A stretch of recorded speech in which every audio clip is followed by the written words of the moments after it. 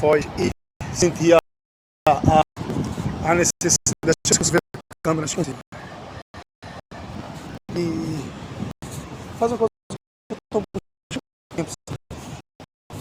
E eu descobri muito boa que é a solitude, né? Eu não sabia. Eu via solitude, mas eu achava que solitude era como se você só você ajudar isso. Quando eu vi essa música, Legião, olha que maravilhosa, nunca tinha vindo aqui, nunca. Acho que é isso. Olha que maravilhosa. E aqui é a praia. E assim, eu tô gostando muito disso, sabe? De me reencontrar, de voltar a fazer as coisas que eu gosto. Eu tô sempre com Claudinha. Eu acho muito bom, porque pra mim, como eu disse pra Mateu, quando eu casei pronto pra casar. Eu estava disposto, preparado a gente não tá, porque com 22 anos ninguém casa pronto, né? Dificilmente. Mas eu estava disposto a casar, a viver tudo que um casamento podia trazer. Menos a indiferença, porque o casamento pra mim é dois, né, cara? É dois em um. E de repente, não perdendo a sua individualidade, não perdendo sua vida, sua natureza, seu espaço. Mas uma coisa é você se comprometer a estar num barco e de repente você não remar. Ou pula porque sabe nadar e o outro fica com remo, ou fica sem remo e você vai nadando, enfim. E por muito tempo eu estive no barco, esperei, isso é a minha visão, né? Eu esperei Claudinha aí, nadar, curtir, fazer as aventuras dela, saltar de bungee jump, fazer saltos ornamentais e voltar. Voltava cada vez menos e eu cada vez menor, né? E de repente eu comprei a moto para dar uma volta com nós dois, várias coisas aconteceram, fomos tentando conseguir a forma. E eu comprei uma moto pra gente dar uma volta, pra gente se curtir, né? Pra gente renovar tudo isso aqui. Mas eu tava com muitas feridas que surgiram justamente pouco antes da gente viajar. Depois de uma grande crise, depois de uma grande dor, depois da grande dor nossa, apareceram dois problemas que ficaram comigo até agora, que trouxe um terceiro. E agora, dia 1º, como eu quero escrever no livro, parece mentira, um bom dia para separar, e parece mentira porque foi 1º de abril, eu vi que a esperança que eu tinha de ser curado pela terapia amorosa e amigável da conversa com Rafaela não existia. E foi muito bom pra mim, porque eu tinha essa ilusão, eu sentia sinais, eu via sinais. Quando eu comecei a ver o Instagram dela, que eu passei muito tempo sem ver o Instagram dela, logo de cara, assim que teve a situação, eu fiquei sem celular, sem usar o Instagram até novembro. Quando voltei, eu não vi as coisas dela. Vim voltar a ver já em janeiro de não sei quando. Eu passei mais de um ano sem ver o Instagram dela. Muito mais de um ano.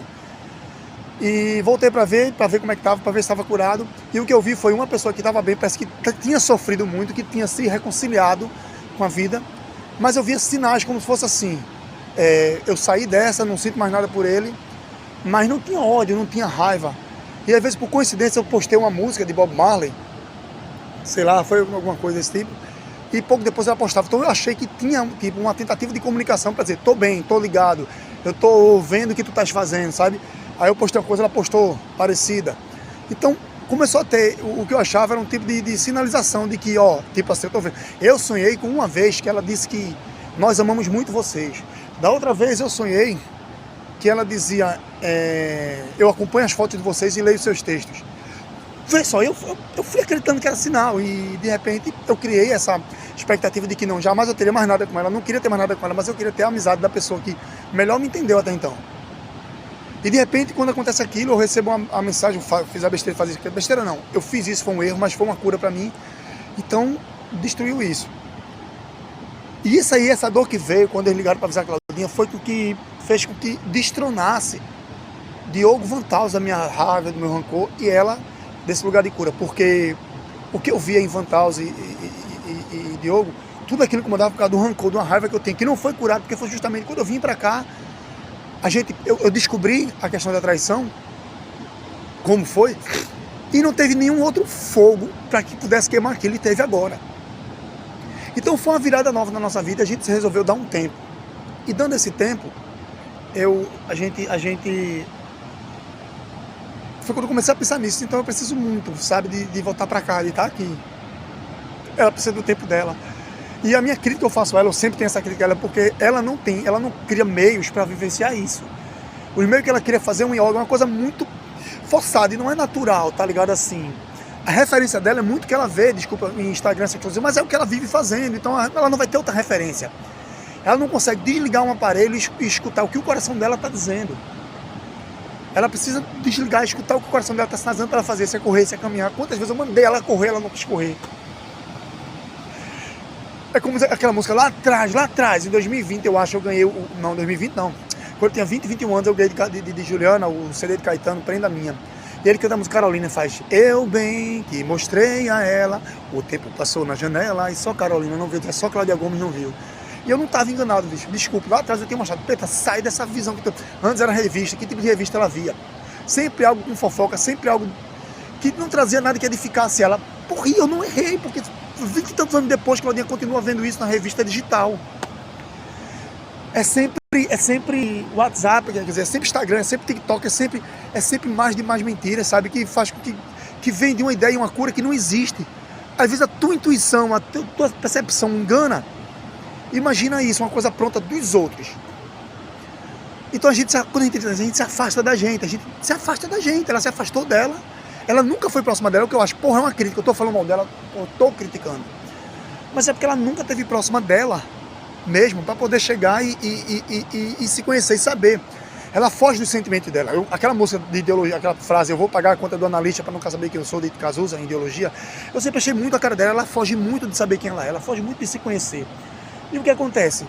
Ela fica lidando com uma versão que ela cria a cada situação. Então a versão da Nutri, a versão da atleta, a versão que malha, a versão que corre, a versão da blogueira, a versão de...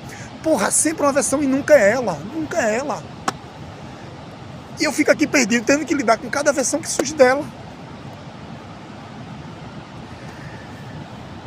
E quando eu conheci ela, quando a gente começou a namorar, a minha princesa, a minha boneca, a minha peta, era uma pessoa. E eu sei, eu me sinto muito culpado, porque como eu disse, de 2005 para 2021 ela me fudeu. Mas antes disso, fui eu que fudi a vida dela, não só eu, a minha irmã, a minha mãe, as circunstâncias. Mas porra, ela já vinha com uma situação muito trouxa de família, brother. Porra, é foda, eu não sei porquê. Eu me perguntei 1000 vezes por que a gente se juntou, por que Deus casou a gente. E eu vejo que a gente tem cura, a gente tem jeito, é muito difícil a gente tem como dar certo, é só querer dar certo. E o que foi bom nesses dias foi que isso veio como uma ferida, como uma dor, e me fez olhar pra mim, pro meu erro, pra minha culpa. Pro meu erro, pra minha culpa. Eu tava com uma energia sexual muito grande, porque ela não tava fazendo comigo direto, ela não se permitia, ela não liberava isso, aquilo, outro, ela sempre não, até uma perna às vezes eu conseguia abrir pela metade. E o que acontece? Ficava muito difícil, então eu começava a ter uma energia sexual de querer sexo o tempo todo, então eu pensava em sexo o tempo todo. Aí vinha a comparação com os caras, eu me sentia comparado o tempo todo com o Vantaus e com o Diogo, porque eu digo, pô, você não faz isso comigo, mas faria com o Vantaus, você fez várias vezes, eu quero fazer isso com você, você não quer fazer. Então eu não posso ter trauma com o que ela disse que fez, mas ela pode ter trauma com o que ela acha que pensa que eu fiz. É muito difícil isso, e o que eu quero agora, o que eu queria falar com esse vídeo aqui pra mim, vendo essa coisa maravilhosa aqui, eu tô procurando voltar pra mim há muito tempo. Então quando eu escolhi ficar calado, não foi por raiva, quer dizer, foi por mágoa, mas assim, porque eu digo, eu não sou ouvido, eu passo 12 horas com ela no carro, ela não fala comigo. Meus filhos não estavam aguentando mais me ouvir. Eu sei que eu falo muito, mas pô, será que eu tô falando muito? Porque a coisa está se repetindo, porque ela, de certa forma, repete as coisas, e eu não estava suportando mais, e eu falava, ficava chato. Ela nunca viu o erro dela, eu sempre falando do problema, e eu me tornei uma pessoa chata, e os meninos não percebem, porque eles estão percebendo de uns 8 anos para cá, só que a coisa tem muito mais tempo. Então, enfim, voltar a fazer meu atletismo, andar de moto e escrever esse livro.